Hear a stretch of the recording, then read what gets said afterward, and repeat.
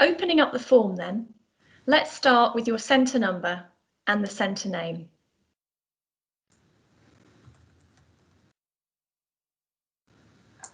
Once your centre number is added, it will auto-fill against every row that you populate in the table. Let's now work through the form. As our working example, let's say you are applying for an exemption from part of Cambridge IGCSE Art and Design. Start by finding the syllabus code, which for Art and Design is 0400. There's a drop-down menu, but you can also enter the syllabus code manually.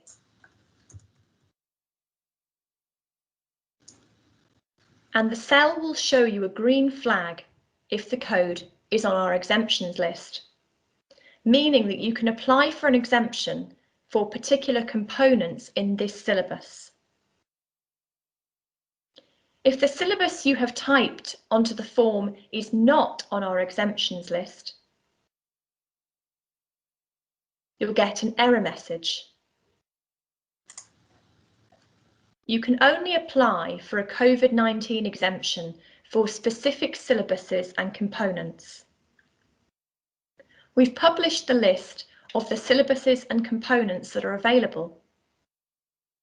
If the syllabus isn't on our list, you will not be able to complete the form. I'll show you how to choose the component code shortly. Once you have the syllabus code in the cell, the name and qualification fields will auto-complete. Check it's what you're expecting to see.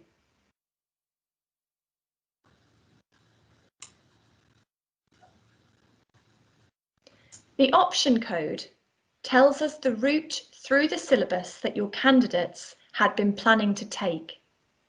This is the combination of components which would make up their syllabus grade.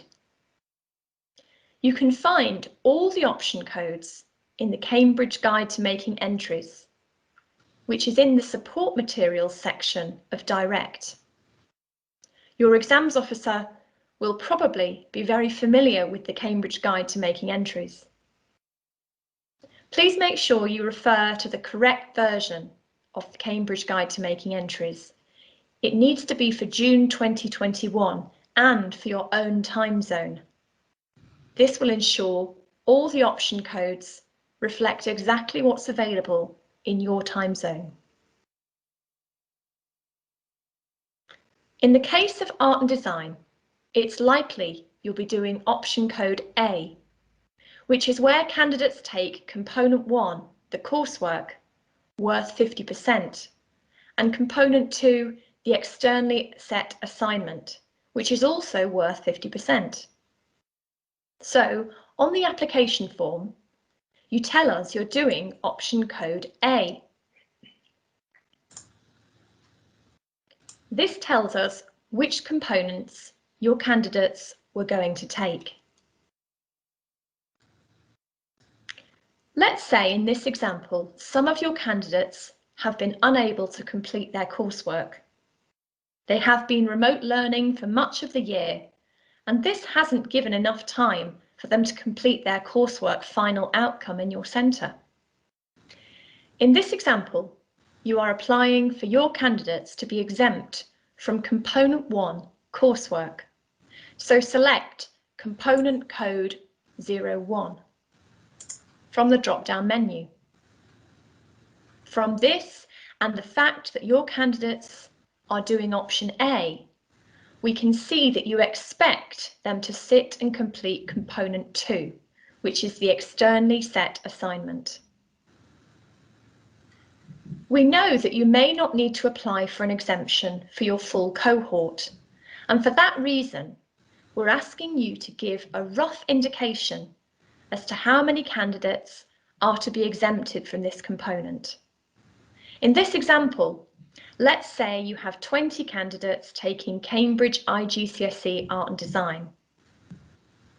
Let's say that some of your candidates were back in school earlier than others and have been working on their coursework, but others returned later perhaps due to travel restrictions, and haven't had time to do the coursework in school. You can choose to exempt only the affected students from the component they can't take. So, in this example, you might say 8 candidates should be exempted. However, this number isn't final, it's just an indication for us. If that number needs to change later on, that's fine. You do not need to provide any candidate details at this stage, just the estimated number of candidates to be exempted from the component. Finally, we ask you to indicate the reason that your candidates need this exemption, selecting one of the codes that we have given you here on the form. You can see the reason codes on the form here. From talking to schools, we know that most disruption to assessment comes down to 2 factors: lack of access to facilities or equipment during the pandemic, or that the assessment requires the students to work in a way that isn't possible due to Covid-19, for example, in close group work or in teams. The third reason code here is for our literature syllabuses, where schools have missed set texts or topics due to the disruption. In the case of this example, where students haven't been in school to produce coursework, you should select reason code A, lack of access to facilities and equipment, which in this case is because the coursework final outcome needs to be completed in school. That's the row complete. We're asking you to capture all of the exemptions you want to apply for on one form, covering all subjects where exemptions are needed for some or all of your candidates. Of course, the more of the assessments your candidates can take, the more opportunity they will have to show us what they can do. You should be aware that if a candidate has an exemption and then misses one of the components they were planning to take, if they're ill or isolating at the time of the exam, we might not have sufficient evidence to calculate and award an assessed mark, and there's a risk they wouldn't get a grade at all. Once you have completed the form, you need to send it to your head of centre or equivalent authority, and they need to sign it by adding their name and the date where indicated. This signature confirms that these exemptions are necessary and that you as a centre accept the risks associated with opting out of assessed components.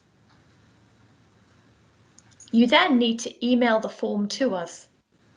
Please send it to covidexemptions@cambridgeinternational.org with the subject line Covid-19 Exemptions, June 2021.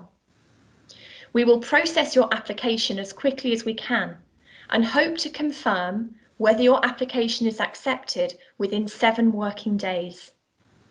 As I mentioned at the beginning, you have until the 17th of April to apply for Covid-19 exemptions for the June 2021 series. I hope you have found this helpful and that our Covid-19 exemptions give you more flexibility to adapt to some of the challenges of the past year.